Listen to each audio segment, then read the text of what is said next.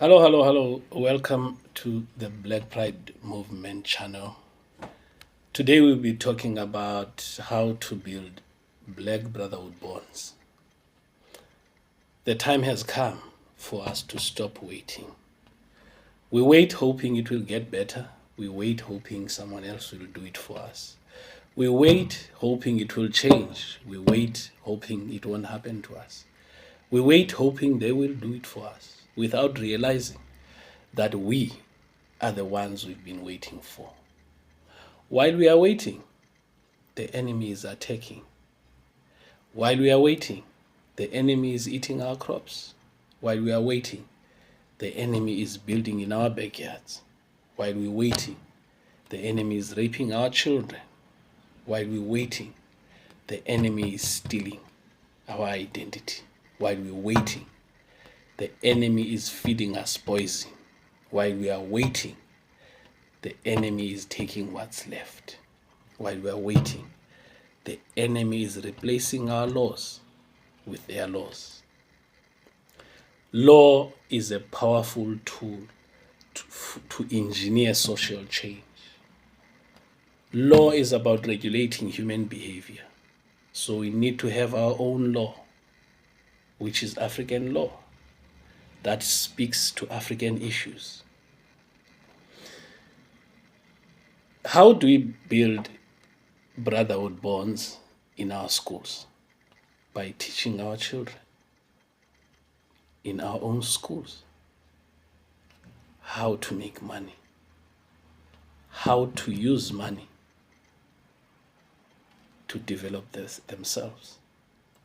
We need to celebrate with our children in our own schools. We need to celebrate our events and our own holidays.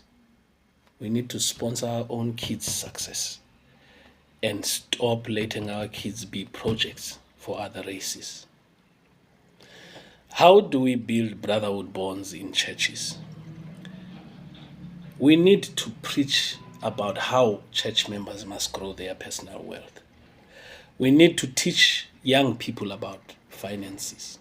In our churches, let's teach women to leave abusive and toxic marriages and not tell them to pray about it.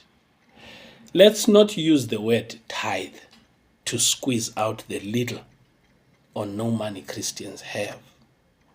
Let's teach church members how to start and sustain businesses.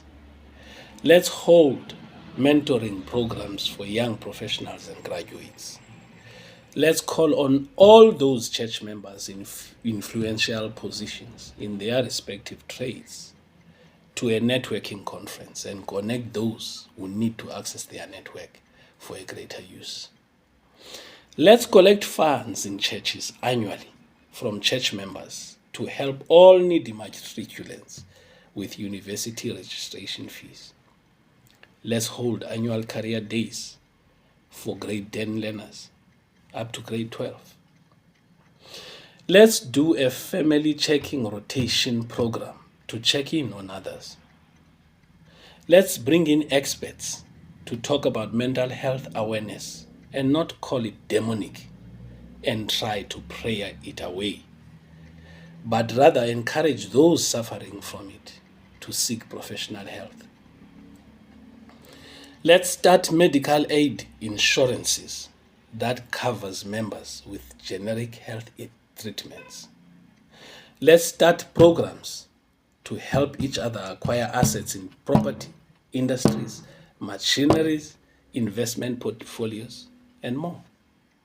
Let's start programs that will make the church grow its financial portfolio and use it to maintain church buildings, pastor families, and church leadership.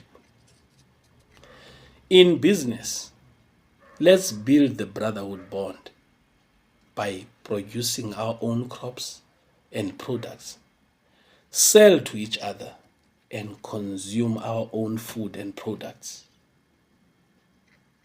When we see opportunities, let's search for them, see them, and seize the opportunities.